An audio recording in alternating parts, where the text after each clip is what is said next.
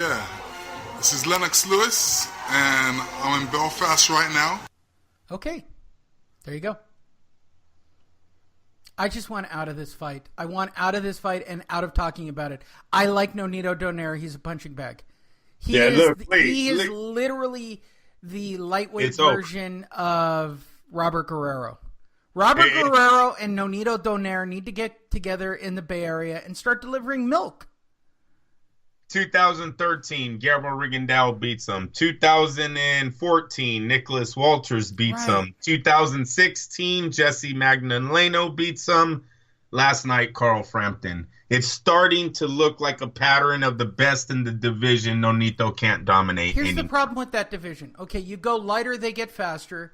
You go bigger, they're stronger. So he thinks he's right in the middle where you know what? He should do some ballroom boxing and get paid and use his name. I'm sure there are plenty of journeymen for him. There are plenty of Phil LaGrecos. Yeah, but if you called him the new Robert Guerrero, that's not what the PBC is going to do to him. You know that, Lee. No, but hey, look. No, they're going to milk him and get whatever they can out of him. Which takes us to Showtime. Started 6 o'clock West Coast time, 9 o'clock East Coast time. Live from the Brooklyn Barclays Center. Brooklyn! In the house. That would be Andrew's morning radio show. What work? Bay Area in the house. You're so stupid. Big boy. All right. That was funny. That was funny. You go to work with white people, Andrew? You don't, do you? Oh, of course. I'm in the union, bro. Do they want to listen to Bon Jovi in the car on the way to work? I'm in the union, Lee. You know, a lot of these guys don't get in unless they're family. You know that. So, yeah, the majority of the workers, technicians, are white guys. Believe that. We had 3 fights coming from Brooklyn in the house. Barclays Center was nearly a sellout for this triple header. Showtime with Mauro Ranallo, the whitest white guy we could find to announce a fight, along with all the other white guys we could find. Whitest telecast ever. They win for whitest telecast. Mauro Ranallo is the whitest white guy. He's out-whited. Will you stop? Because then Showtime's going to hear this and be like, oh, my God, we need to change it up. Will you stop? Yeah, they do need to change it up. Oh, my gosh. First thing they should... Never mind. Let's start with the first fight. Gervonta Davis destroys Jesus Cuellar, proving that you can find a named opponent for Gervonta Davis to knock out. I mean, that's really what it proves, right? Hey, leave. First of all, Jesus Cuellar is a semi-name, which is impressive enough. Yeah. And if anybody, I'm going to call bullshit on this. Nobody should be going, Gervonta Davis is back with knockout power, which is exactly the way Mauro said it. Oh, look at the knockout power on Gervonta Davis. No. Jesus Cuellar got paid and found the mat as early and as quickly as he could. Buenos Aires, I'm going to be honest. I don't think he was all that interested in becoming the WBA super regular whatever champion that they were dangling in front of him. It's a bullshit fight. It's the second time. It's bullshit, dude. It's bullshit. I know. He took a dive. Hey, how many times he didn't try to get up. It was bullshit. It was a bullshit fight. Well, wait a minute. What do you want me to say? Wait it looked a like minute. a dive. Both fights that we're about to talk about look like people taking dives. Oh, no. Not dives. No, not at all. Listen, we've seen this before, Lee. The Argentinian fighters come here with these 90-something% knockout ratios, 80-something%, right? They're all these power punchers over there. They come here, they never win again, right? We've seen this. There's only a very few. You're talking about a guy who in his last fight had a split decision with Abner Maris. Swear to God. I swear to God. And you're trying to tell me that Gervonta Tank Davis, the guy Mayweather almost cut, He looked sharp. No. Let me tell you. Gervonta Davis is the first time this guy's came in weight in 3 fights. He took a dive. He took a dive because he's getting his ass kicked, Lee. The guy's too fast. But he took a dive nonetheless. It doesn't matter. I don't care that fighters go down when they know they're not going to win. Okay, go with me here. You're trying to tell me that Gervonta Davis, has bigger power and bigger speed than Abner Maris. Of course he does. Abdul-Mars is hella smaller. Yeah. Of course, this Argentinian moved up for Davis. Abdul-Mars listen, Davis is in the fight, weight like, limit. 6 million times. Davis is there with Lomachenko and Jorge Linares. Those are his next two fights, right? Dude's taking punishment in all of his fights. Why that's suddenly why last is night he was now so impressive? Oh my God! Oh my God! Yeah, exactly. You're gonna let him. You're gonna let him slide on the Phantom. You're gonna go with the. Oh, I got punched in the kidney. Hey, listen. Whatever, dude. Last night we watched a power puncher turn into a counter puncher. That was very impressive. Now, with that being said, he was fighting freaking Jesus Cuellar. Okay, I get it. That guy's slow. So I don't know how much of Gervonta Davis's performance was based off of the opponent in front of him. But do not take away the head movement, the defense, the counters, the speed, the power, the combination. No, it's Gervonta Davis, dude. We're all going to get hung up on it. And he's going to fight a real fighter, and he's going to get a shit handed to him. I'm not buying the myth. You know what? It doesn't matter if you don't buy it. He's undefeated, and he's the champ. And last night, he knocked out a guy in 3 rounds. Come on, bruh. Oh, come on. What are you trying to tell here? Once again, I don't tell people, oh, the dude's undefeated. This is a bum fight. Let's not look. We're not here to do this. I'm not here. I wasn't here for any of these two fights. I was here for Broner and Vargas. I assumed that Davis should win in a decision over Cuellar. So did the promoters of this fight. He's trying to get me hot. He knows damn well Gervonta Davis looked sharp last night. No, he didn't. No, I don't. If that kid, Lee, comes in that confident or with that much what's the word? Dedication, that he makes weight. You could see it at the weigh-ins. The kid looked like he was in shape. He looked ready, focused. Maybe that's the word.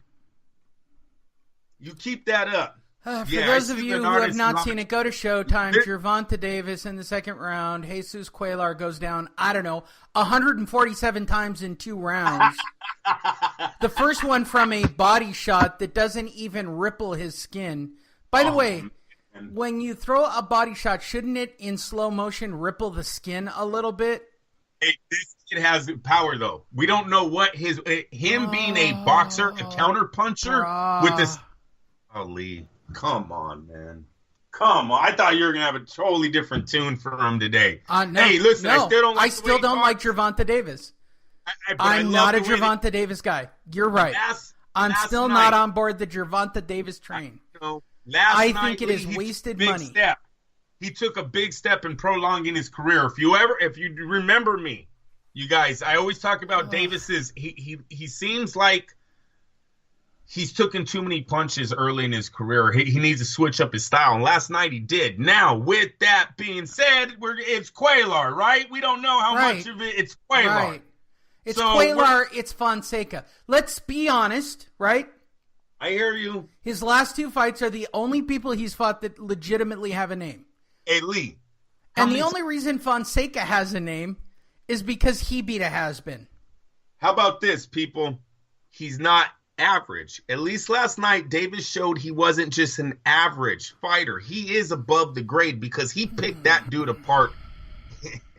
Technically, it was beautiful, Lee. I'm telling you, he had everything going for him. He even had the shot. I mean, it was all right.